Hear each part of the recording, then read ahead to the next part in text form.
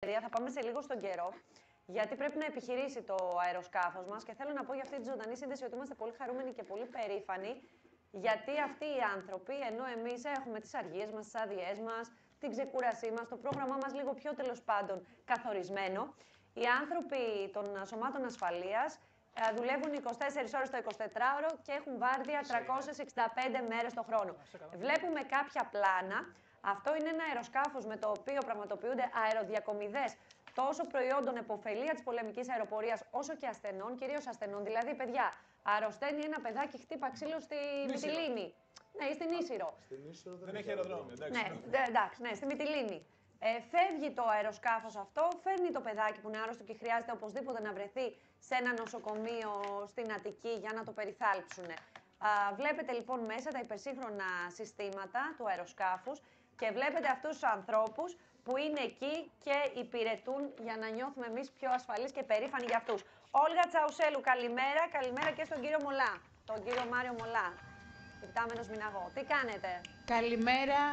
Καλημέρα από την 112 πτέρυγα μάχης. Βρισκόμαστε στην αεροπορική, σε αεροσκάφος της πολεμικής αεροπορίας.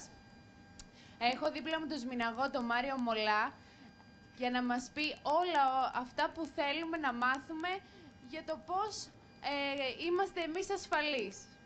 Την καλημέρα μας και από το στούντιο, κύριε Μολά. Καλημέρα σας. Καλημέρα σας. Καλημέρα από το cockpit. Έτσι ακριβώς, έτσι ακριβώς. Καλημέρα και από εμένα. Σας καλωσορίζω στο αεροσκάφος C-27J Spartan και γενικότερα στη 354 μοίρα τακτικών μεταφορών, εδώ στην αεροπορική βάση Ελευσίνα, στην 112 πτέρυγα μάχης. Μάλιστα.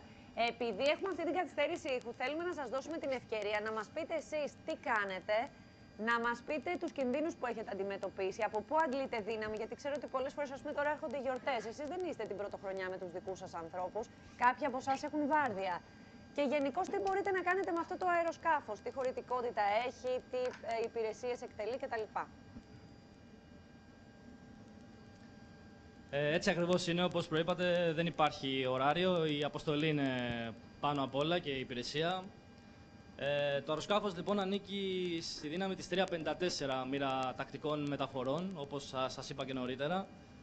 Είναι μία από τις πιο ιστορικές μοίρες της πολεμικής αεροπορίας, καθώς συμμετείχε σε μία γνωστή αποστολή, την αποστολή Νίκη, που έγινε το 1974, η οποία προέβλεπε την ενίσχυση της άμυνας του αεροδρομίου της Λευκωσίας στην Κύπρο, που ήταν τότε υπό την τουρκική κατοχή.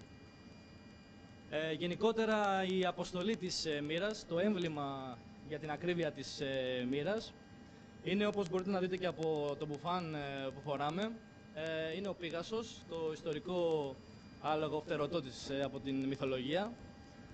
Έχει λοιπόν ως αποστολή την πραγματοποίηση όλων των επιχειρησιακών αερομεταφορών της πολεμικής αεροπορίας και όχι μόνο υποφελία της πολεμικής αεροπορίας, αλλά και όλων των υπολείπων κλάδων των ενόπλων δυνάμεων, καθώς και η πραγματοποίηση αποστολών αεροδιακομιδών υγείας, τόσο στο εσωτερικό όσο και στο εξωτερικό, καθώς και αποστολών έρευνας και διάσωσης, συμβάλλοντας έτσι σημαντικά στο κοινωνικό έργο το οποίο παράγει καθημερινά η πολεμική αεροπορία. Μάλιστα. Είδαμε πάντως από το πώς ήρθε η κάμερα σε εσάς και να πούμε και ένα μπράβο στο συνεργείο μας. Μου φάνηκε τεράστιο εμένα το αεροσκάφος. Δεν ξέρω αν μπορείτε να μας μιλήσετε για τη χωρητικότητα και τη δυνατότητα. Ναι, πόσα άτομα μπορεί να φιλοξενήσει κατά τη διάρκεια μιας αεροδιακομιδής, αλλά εμάς μας φάνηκε τεράστιο. Έτσι ακριβώς είναι, δεν είναι ένα μικρό αεροσκάφος. Το C-27J είναι ένα μέσο μεταγωγικό αεροσκάφος, το οποίο έχει αυξημένες επιδόσεις και δυνατότητες και είναι εξοπλισμένο με όλα τα σύγχρονα μέσα που πρέπει να έχει ένα αεροσκάφος τελευταίας γενιάς. Για ενδεικτικά για τη χωρητικότητα και το μήκος, θα σας πω ότι έχει μήκος περίπου 23 μέτρα και πλάτος, όπως ή εκπέτασμα πτερίγων όπως το ονομάζουμε, 29 μέτρα. Το ύψος του ΔΕ είναι περίπου στα 10 μέτρα, οπότε καταλαβαίνετε ότι είναι μεγάλο αεροσκάφος. Εσείς το πετάτε, κύριε Μολάκη. Η χωρητικότητα... Εσείς πραγματοποιείτε πτήσεις. Η χωρητικότητα των επιβατών που ρωτήσατε προηγουμένως. Είναι περίπου στα 46 άτομα, μπορεί να μεταφέρει. Και όπως καταλαβαίνετε είναι αρκετά μεγάλο ο αεροσκάφος. Εσείς ως πιλότος, ως μηναγός μπορείτε να εκτελέσετε πτήση, το έχετε κάνει? Δεν σας άκουσα. Λέω, εσείς μπορείτε να το πετάξετε αυτό το αεροσκάφος? Εσείς το οδηγείτε. Το πιλοτάρετε? Σαφώς. Είμαι συγκυβερνήτης στην Μοίρα από το 2008, οπότε έχω αρκετές ώρες και μπορώ να το πιλοτάρω, ναι, πάντα σε συνεργασία με τον κυβερνήτη του αεροσκάφους. Με τι ταχύτητα πετάει, να μας πείτε, και αν έχει ποτέ συμβεί κάτι που πραγματικά να σας έχει δημιουργήσει φόβο, να έχετε φοβηθεί πολύ? Κάποια καταιγίδα, κάποιος μήνος πτηνών. Το αεροσκάφος ως τελική ταχύτητα έχει περίπου τα 600 χιλιόμετρα την ώρα και ένα ύψος μέγιστο το οποίο μπορεί να πετάξει είναι τα 30.000 πόδια. Ενδεικτικά να σας πω ότι αυτό είναι περίπου στα 9 χιλιόμετρα ύψος, για όσους δεν γνωρίζουν. Σε σχέση με το επιβατικό, πείτε μας, γιατί όσον εμείς αφορά επιβατικό το- έχουμε μπει. Αυτό σε τόσες Είναι ένα χιλιάδες σημαντικό, πόντους. όσον αφορά την πολιτική αεροπορία, είναι περίπου στα πρότυπα κοντά της πολιτικής αεροπορίας. Είναι πολύ κοντά στον τύπο που όλοι γνωρίζουν. Ναι, ναι, ναι. Τώρα, αν έχω φοβηθεί κάτι που ρωτήσατε, εντάξει, ο εχθρός μας πάντα είναι ο καιρός σε όλες τις αποστολές. Όχι ότι έχουμε φοβηθεί ιδιαίτερα, γιατί είναι η εκπαίδευση τέτοια που δεν μας αφήνει να φοβηθούμε, αλλά απλά κάποιες αποστολές είναι λίγο πιο απαιτητικές από ότι κάποιες άλλες. Σίγουρα, Τώρα που έρχονται οι σίγουρα δεν μπορούμε να γιορτές. πετάμε πάντα με γιακάδα και φεγγάρι. Σωστό και καθαρό ουρανό.